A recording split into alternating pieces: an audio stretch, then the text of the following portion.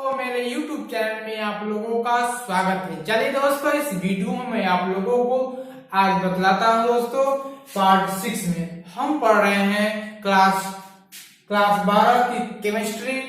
ठीक है दोस्तों, इकाई 9 और कोऑर्डिनेट चैप्टर का नाम है कोऑर्डिनेट कंपाउंड, उप सहसंयोजक यौगिक। ठीक है दोस्तों, तो इसके बारे में मैंने अभी तक पार्ट 5 तक चर्चा कर दिया है। आईपीएससी नामकरण मैंने आपको बेहतरीन तरीके से समझा दिया है।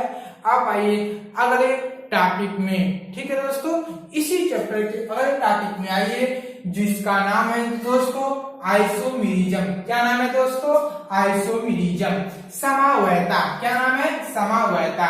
जो स्टूडेंट पहले वीडियो को नहीं देखे हैं, पहले उस वीडियो को जाकर आप कृपया देख लीजिए, उसके बाद इस वीडियो को देखिए तो आपको बेहतरीन तरीके से समझ में आ जाएगा। ठीक है दोस्तों, चलिए तो आपको पढ़ना है आइसोमेरिज्म, क्योंकि इस चैप्टर से जितने यह मैंने लिखा इस ब्लैक बोर्ड पर, उतने से 2020 में आपके क्वेश्चन 4 नंबर के आए थे। मैंने अभी YouTube पर इसको डिस्कशन किया हूँ। ठीक है दोस्तों, 2020 में इस चैप्टर से आए थे 4 नंबर के क्वेश्चन, तो इसको मैं पढ़ाता हूँ। ठीक है, तो आइसोमेरिज्म, समवायता क्या है? ठीक, समवायता क्या है, इसके बारे में हम चर्चा करेंगे अभी। ठीक, समवायता के 2 प्रकार होते हैं। कौन से दोस्तों? समवायता का स्ट्रक्चरल आइसोमेरिज्म, क्या मैंने कहा? Structural isomerism. संरचनात्मक समवायता, क्या मैंने कहा? संरचनात्मक समवायता। और स्टीरियो आइसोमेरिज्म, इसको मतलब त्रिविम समवायता। Stereo isomerism, त्रिविम समवायता। अब स्ट्रक्चरल आइसोमेरिज्म के दोस्तों संरचनात्मक समवायता के कितने भाग होते हैं? 1 2 3 4 प्रकार के संरचनात्मक समवायता होते हैं। आयनाइजेशन, आयनन समवायता। लिंकेज आइसोमेरिज्म यानी कि लिंकेज समवायता। उसके बाद हाइड्रेट समवायता। ठीक है, कोऑर्डिनेशन, उप सहसंयोजक समवायता, यानी कि 4 प्रकार के संरचनात्मक समवायता में हमको पढ़ना है। ठीक है, तो हमको 4 प्रकार के समवायता, संरचनात्मक समवायता में पढ़ना है। उसके बाद स्टीरियो आइसोमेरिज्म, त्रिविम समवायता, इसके में हमको 2 पढ़ना है। ज्योमेट्रिकल आइसोमेरिज्म पढ़ना है, 2 समवायता पढ़ना है। पहला ज्योमेट्रिकल आइसोमेरिज्म और दूसरा जो है ऑप्टिकल आइसोमेरिज्म। ठीक है दोस्तों, तो इतने हमको पढ़ना, इतने से ही हमारे एग्जाम में पूछा जाता है प्रश्न। ठीक है, तो चलिए हम शुरू करते हैं। पहले इसको नोट डाउन करिए, उसके बाद मैं बतलाता हूं। चलिए दोस्तों, हम देखते हैं। अब मैंने आप लोगों को इसके बारे में, हमको पहले इसको पढ़ना है, उसके बाद इसको मैं चर्चा करूंगा। ठीक है दोस्तों, तो चलिए हम आइसोमेरिज्म की ओर चलते हैं। पहले तो हम आप लोग नोट कर लिया होगा। ठीक है, अपने कॉपी पर बड़ी ही सुंदर से नोट कर लीजिए दोस्तों। ठीक है, चलिए हम उम्मीद करता हूं कि आप लोगों का हो गया होगा। ये आइसोमेरिज्म, समवायता क्या होता है दोस्तों? समवायता क्या होता है? ठीक है, चलिए हम देखते हैं समवायता। जब 2 या 2 से अधिक यौगिक के अणु सूत्र, दोस्तों यौगिक के अणु सूत्र, यौगिक के अणु सूत्र, अणु सूत्र का मतलब जानते हैं? जैसे मैंने कहा NaCl का अणु सूत्र कितना होता है, तो आप लोगों को मालूम होगा कि इसका अणु सूत्र 11 17 यानी 40 के लगभग होता है इसका। ठीक है, तो इसका अणु सूत्र 40 होता है। ऐसे H2SO4 क्या है दोस्तों? एक कंपाउंड है। तो इसीलिए कह रहा है जब 2 या 2 से अधिक यौगिक का मतलब जब 2 या 2 से अधिक तत्वों को मिलकर क्या बनता है? एक शुद्ध यौगिक बनता है, कंपाउंड बनता है। तो उसी कंपाउंड के अणु सूत्र, क्या मैंने कहा? उसी कंपाउंड के अणु सूत्र समान, क्या हो? समान हो। क्या हो? समान हो। जब इसका अणु सूत्र समान हो, परंतु इनके संरचना सूत्र जब इनकी संरचना स्ट्रक्चर बनेंगे तो अथवा त्रिविम विन्यास बनेगा वह भिन्न हो। अभी मैं एग्जाम्पल के तहत आपको समझाता हूं, आप लोग समझ जाएंगे। ठीक है दोस्तों, चलिए हम एग्जाम्पल की ओर समझाते हैं। इसको हम पारी पढ़ा लिखेंगे, पर इसको नोट डाउन करके उतार लीजिएगा, ठीक है, क्योंकि दबड़ नहीं है यहाँ पर। इसके बाद संरचनात्मक समवायता के बारे में बात करेंगे, ठीक है।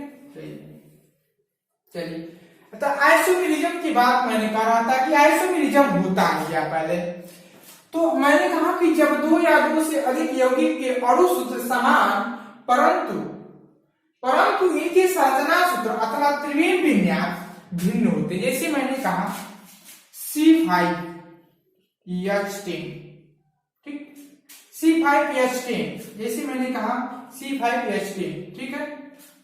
तो ये क्या हो गया, अणु सूत्र हो गया। मैंने क्या लिखा अभी, अणु सूत्र। तो इसके अणु सूत्र तो है ही, लेकिन परंतु संरचना सूत्र भिन्न होते हैं। जैसे मैंने कहा कि इसका structure CH3 CH2 CH2 CH2 CH3, ऐसे 1 2 3 4 5 कार्बन हो गया और 10 हाइड्रोजन, 3 2 5 2 7 2 9 3 10, यानी कि इसका संरचना 1, पहला संरचना इसका 1 हो गया, लेकिन इसका भी अणु सूत्र इतने ही होता है ना दोस्तों, होता है, इतना ही होता है। अब आइए दूसरी की ओर चलते हैं, ठीक है। ऐसे मैंने कहा कि CH3 बनाना थोड़ा सा पड़ेगा और कोई बात नहीं, CH2 फिर CH2 और देखो 2 1 2 3 1 2 CH2 और CH3, आप देखो 1 2 3 4 5 6, यानी कि एक कार्बन को हटाना पड़ेगा। चलो देखते हैं, तो 1 2 3 4 5 कार्बन हो गया और हाइड्रोजन 3 2 5 3 8 2 10, यानी कि इस स्ट्रक्चर की, इस संरचना की अणु सूत्र कितना है, C5H10, गिना ना अभी 1 2 3 4 5 कार्बन, ठीक। हाइड्रोजन की संख्या गिनी आप 3 2 5 2 7 3 10, तो यानी कि इसका अणु सूत्र C5H10 भी और इसका भी सूत्र C5H10, ठीक है। यानी कि इस तरह से हम न जाने कितने से मैंने कहा CH3 CH2 और CH2, ठीक, और CH3, देखिए 1 2 3 4 5 कार्बन, ठीक, 3 3 6 2 8 2 10, यानी कि 10, ठीक। यानी कि कहने का तात्पर्य दोस्तों वही बेहतरीन तरीके से समझिए, मैं समझाता हूं दोस्तों कि संरचनात्मक यानी कि आइसोमेरिज्म समवायता क्या होते हैं। मैंने कहा कि अणु सूत्र समान, लेकिन परंतु इनके संरचना सूत्र अथवा त्रिविम समवायता भिन्न होते हैं। जैसे अणु सूत्र इतना ही है, समान है, सब स्ट्रक्चर के, सब संरचना के अणु सूत्र क्या है, C5H10, लेकिन इनका संरचना कैसा है, स्ट्रक्चर अलग अलग है। कैसा, अलग अलग है। तो अलग अलग है तो इसी को कहते हैं आइसोमेरिज्म, समवायता, ठीक है। समझ में आया, आ गया होगा, पहले इसको नोट डाउन करिए, उसके बाद हम चलते हैं किसकी ओर, संरचनात्मक समवायता क्या होते हैं, ठीक है। अब ये आइसोमेरिज्म हो गया, चलिए नोट डाउन करिए। चलिए दोस्तों, आप लोगों का हो गया होगा समवायता किसे कहते हैं। आइए अब स्ट्रक्चर आइसोमेरिज्म क्या होते हैं, संरचनात्मक समवायता, ठीक उसी तरह बस यही है, इसका भी रूल स्ट्रक्चर, यानी कि अणु सूत्र समान है और इसका जब दो या अधिक यौगिक के अणु सूत्र क्या हो, समान हो, परंतु संरचना सूत्र भिन्न हो, तो इसे ही स्ट्रक्चरल आइसोमेरिज्म, संरचनात्मक समवायता कहते हैं। जैसे मैंने अभी C5, मैंने क्या कहा, C5, मैंने कहा दोस्तों C5H10 का एग्जाम्पल दिया था, इसके 3 स्ट्रक्चर बनाए थे, तो स्ट्रक्चर तो भिन्न भी है, लेकिन इसका अणु सूत्र जो है सेम है, इसलिए इसे कहते हैं स्ट्रक्चरल आइसोमेरिज्म। बस सेम उसी तरह का पैटर्न है यह भी, ठीक है। तो बस आप लोग समझ गए होंगे संरचनात्मक समवायता क्या होता है। उसके बाद इसके 4 प्रकार के 5 प्रकार के होते हैं, लेकिन एक प्रकार का कोई मतलब नहीं बनता, इंटरमीडिएट में इतने ही पढ़ते हैं। 4 प्रकार के देख लीजिए। तो 4 प्रकार के पहला प्रकार है आयनन समवायता। मैंने क्या कहा, आयनन समवायता। अब इसके बारे में आप लोग खुद समझ गए होंगे, एक क्या है, कॉम्प्लेक्स है, संकर है, संकर के अंदर लिगेंड है, लिगेंड और सेंट्रल एटम है, ठीक है। तो ये सब चीजें हैं, आप लोग समझ गए होंगे, आईपीएससी नामकरण में मैंने पढ़ाया था, ठीक है। तो अब आइए आयनन समवायता। आयनन समवायता क्या होते हैं? आयनन समवायता में यह कॉम्प्लेक्स की कंपोजिशन, तो यह इस तरह की कंपोजिशन क्या होती है, समान होती है, लेकिन यह जलीय विलयन के एक्वस सॉल्यूशन में क्या होते हैं, यह टूट जाते हैं। यह जलीय विलयन के एक्वस सॉल्यूशन में क्या होते हैं दोस्तों, टूट जाते हैं। जैसे मैंने कहा कि CO का होल 5 SO4 एक कॉम्प्लेक्स के अंदर है, Br है, आप इसको आयनन जलीय विलयन में तोड़ेंगे तो इस पर एक पॉजिटिव चार्ज प्लस Br पर एक नेगेटिव चार्ज, एक पॉजिटिव चार्ज में टूट जाते हैं, तो इसे ही कहते हैं आयनन समवायता, ठीक है। समझ में आ गया होगा। अब इसको अथवा R में लिख सकते हैं, जैसे CONS3 का होल 5, ठीक है। अब SO4 के स्थान पर Br भी कर सकते हैं, ठीक है।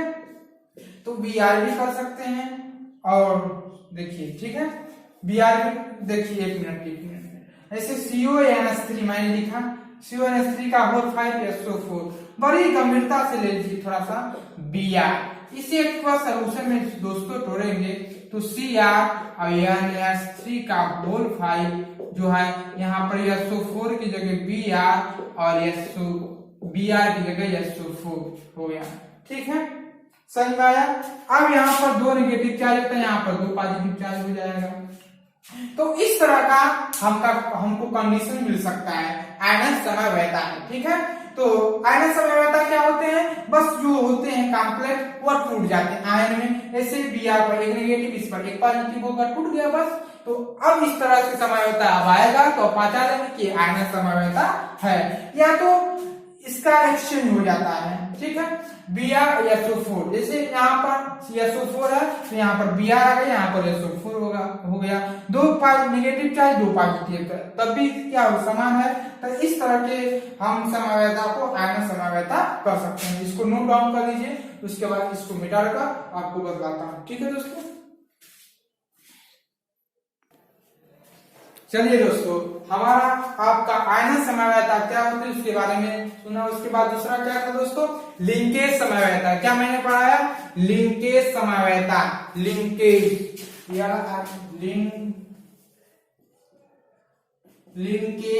आइसोमेरिज्म,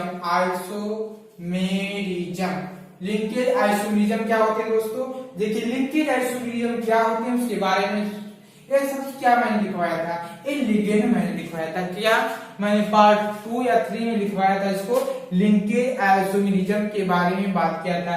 लिंकेज आइसोमेरिज्म कॉम्प्लेक्स के अंदर कहाँ रहते हैं दोस्तों, ये होते हैं, क्या इसे हम लिंकेज करते हैं। तो ये सब क्या है, लिंकेज है। थोड़ा सा समझिए इस पार्ट को, क्या करते हैं, लिंकेज करते हैं।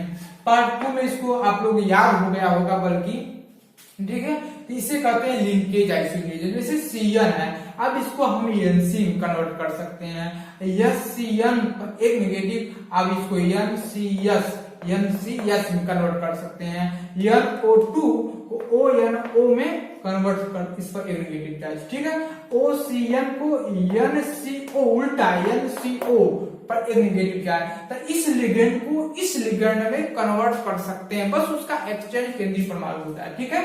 तो इस तरह का लिगेंड हम स्थानांतरण कर सकते हैं, इस प्रकार लिगेंड को इस तरह लिख सकते हैं। तो जब आपको लिंकेज आइसोमेरिज्म पहचानने के लिए आएगा तो आप कैसे पहचानेंगे दोस्तों, चलिए फॉर एग्जांपल ऐसे मैंने कहा CONS3 5NO2 Cl2, ठीक है, इसको दे दिया गया है। तो यह क्या है आपका, ठीक, एक प्रकार का कॉम्प्लेक्स दे दिया गया है। अब इसको CONS3 5, अब NO2 को ONO पर Cl2 कॉम्प्लेक्स लिगेंड का एक्सचेंज कर देगा बस। आप NO2 को ONE लिखा जाता है, बस क्या लिंकेज आइसोमेरिज्म पहचान लीजिए, कोई भी तत्व लिख लीजिए आप, चाहे कोई भी। जैसे मैंने कहा यहाँ पर CONS3 5, अब यहाँ पर मैंने लिखा Cn, ठीक, Cl2 कुछ भी लिख दीजिए। अब इसे CONS3 3 5 अब एनसी कन्वर्ट कर देगा NCCl को, ठीक। तो कहने का तात्पर्य दोस्तों बस लिगेंड का एक्सचेंज, जैसे एग्जांपल के तहत इसको मैंने समझा, Nc को Cl को Nc में कन्वर्ट कर देगा और NO2 को ONO में कन्वर्ट कर देगा। इसी हम कहते हैं लिंकेज आइसोमेरिज्म, लिंकेज आइसोमेरिज्म समवायता, लिंकेज समवायता कहते हैं, ठीक है, समझ में आ गया होगा। बस इस लिगेंड को दे दिया गया है, पूछेगा इनमें से कौन सा लिंकेज समवायता है ज्यादातर, तो बस NO2 को जिस ऑप्शन में ONO लिखा रहेगा वही ऑप्शन क्या होगा, सही हो जाएगा। तो इसे ही लिंकेज आइसोमेरिज्म कहते हैं। आइए तीसरा हाइड्रेट समवायता, हाइड्रेशन समवायता क्या होते हैं दोस्तों, इसमें H2O, क्या हाइड्रेशन का मतलब हमको पता कहां चलता है, H2O से चलता है हाइड्रेशन, H2O से पता चलता है, H2O की ओर चलते हैं, H2O की ओर, ठीक है। H2O क्या होते हैं, जैसे हाइड्रेट समवायता क्या होते हैं, हाइड्रेट समवायता वो समवायता होते हैं जैसे CrH2O6 Cl, ठीक है। तो ये दिखाई दे रहा है कि नहीं आप लोगों को, दिखाई दे रहा होगा, ठीक है। ऐसे मैंने Cr H2O की 6 लिगेंड है, ठीक है, 6 ऐसे कोऑर्डिनेशन नंबर 6 है, ठीक है। तो आपको इसका सेम ही रहना चाहिए, कोऑर्डिनेशन संख्या जो है सेम ही रहना चाहिए, भरोसी आता कर दे। ऐसे CrH2O 5 कर दिया, Cl2 यहाँ पर दोस्तों थोड़ी सी मिस्टेक हो रहा है, थोड़ा सा देख लेते हैं इसको, हाँ Cl3 है यहाँ पर, क्या है Cl3, यहाँ पर Cl3 है। अब Cl1 यहाँ पर आ जाएगा और Cl2 यहाँ पर, एक H2 यहाँ पर हो जाएगा, समझ में आया। देखो H2O यह अपना कोऑर्डिनेशन नंबर जो है पूरा का पूरा सेम होना चाहिए, चाहे उससे निकले चाहे आए। जैसे मैंने कहा H2O एक निकला कॉम्प्लेक्स कंपाउंड के बाहर, ठीक, इस डब्बा के बाहर H2O निकला, अब H2O निकला तो H2 5 बच गया, लेकिन हमको चाहिए 6, तो H2 5 हो गया, इनमें से Cl3 एक Cl आ गया तो 5 एक 6 बन गया, कुछ भी आ जाए कोई दिक्कत नहीं, तो ठीक, तो 2 Cl बाहर हो गया। तो इस तरह का कन्वर्जन जो है हमको हाइड्रेट समवायता को प्रदर्शित करता है। तो आप समझ जाएंगे कि हाइड्रेट समवायता यह है, ठीक है दोस्तों। तो आपको मैं उम्मीद करता हूँ कि बहुत ही बेहतरीन तरीके से समझ में आए होंगे। अब इसके बाद एक और हाइड्रोजन की ओर बढ़ते हैं, इसको पहले नोट डाउन करिए। चलिए दोस्तों आइए स्ट्रक्चरल आइसोमेरिज्म में कोऑर्डिनेशन आइसोमेरिज्म क्या होते हैं, उप सहसंयोजक यौगिक लिख दिया, समवायता, उप सहसंयोजक समवायता, ठीक। इसके बारे में हम क्या बताते हैं, जैसे यह समवायता जिनमें धनात्मक और ऋणात्मक दोनों ही स्पीशीज में होते हैं, इसे उप सहसंयोजक समवायता कहते हैं। जैसे मैंने कहा एक केटायन है और एनायन, तो केटायन और एनायन ये दोनों स्पीशीज में रहते हैं। जैसे एनायन है एक केटायन है, एक केटायन, जैसे दोस्तों एक केटायन है ना, केटायन है एनायन है, एक केटायन है एनायन है, यानी कि यह स्पीशीज में, दोनों स्पीशीज में और धनात्मक और ऋणात्मक दोनों में ही रहते हैं, इसलिए इसे हम कहते हैं उप सहसंयोजक समवायता, ठीक है। इसे क्या कहते हैं, उप सहसंयोजक समवायता। तो आप लोगों का यह 4 प्रकार की समवायता खत्म हुआ। आप आगे स्ट्रक्चरल समवायता मैंने समझा दिया बहुत ही बेहतरीन तरीके से, इसको नोट डाउन करिए। उसके बाद आप मैं बतलाता हूँ, क्या बताता हूँ, स्टीरियो आइसोमेरिज्म। स्टीरियो आइसोमेरिज्म में 2 प्रकार के समवायता होते हैं, इसको बड़े ध्यान से समझना होगा। तो थोड़ा सा कठिन है लेकिन एग्जाम में आता है दोस्तों, क्या पढ़ना है, पढ़ाना है, लेकिन मैं बहुत डीप में नहीं जाऊंगा क्योंकि आपको डीप में आवश्यकता नहीं है जाने के लिए, ठीक है दोस्तों, क्योंकि इंटरमीडिएट में इतने ही तक आता है। इसके बाद मैं स्टीरियो आइसोमेरिज्म पढ़ाऊंगा, ऐसा बात नहीं पढ़ाऊंगा अभी दूसरे वीडियो में, क्योंकि यह वीडियो बहुत लंबी हो जाएगी, ठीक है। इस वीडियो को बहुत लंबी न होने दे तो हम स्टीरियो आइसोमेरिज्म चालू करेंगे। क्या चालू करेंगे, स्टीरियो आइसोमेरिज्म, स्टीरियो आइसोमेरिज्म त्रिविम त्रिविम समावयवता। तो त्रिविम समवायता क्या होते हैं? इसके त्रिविम समवायता के दो भाग होते हैं, पहला ज्योमेट्रिकल आइसोमेरिज्म, दूसरा ऑप्टिकल आइसोमेरिज्म। इसके हम बारे में अलग अलग व्याख्यान करेंगे। ठीक है दोस्तों, तब तक आप इसको बड़ी ही सावधानी से दोहराते रहिए, रिवीजन करते रहिए। यह मैंने जो समवायता पढ़ाया इसको एग्जाम में पूछ सकता है 1 नंबर में। ठीक है दोस्तों, आपको पहचानने के लिए दे देगा। इसको आप लोग बहुत ही बेहतरीन तरीके से पढ़िए। ठीक है, उसके बाद मैं स्टूडियो आइसोमेरिज्म चालू करूंगा, मात्र इसको एक वीडियो में इसको खत्म कर दूंगा। ठीक है, क्योंकि यह वीडियो बहुत लंबी हो जाएगी ना। अब त्रिविम समवायता और हम करेंगे बहुत वीडियो। आप पार्ट 7 में क्या पढ़ेंगे? पार्ट 7 में त्रिविम समवायता पढ़ेंगे। अब इसके बाद 7 पार्ट आएगा, उसमें त्रिविम समवायता पढ़ेंगे। इसको नोट डाउन करके छोड़ दीजिएगा। पार्ट 7 में हम मिलते हैं। जब तक थैंक यू सो मच। यदि मेरी वीडियो अच्छी लगी तो मेरी वीडियो को सब्सक्राइब तुरंत कर दे, लाइक शेयर जरूर करना दोस्तों। ठीक है, तब तक धन्यवाद।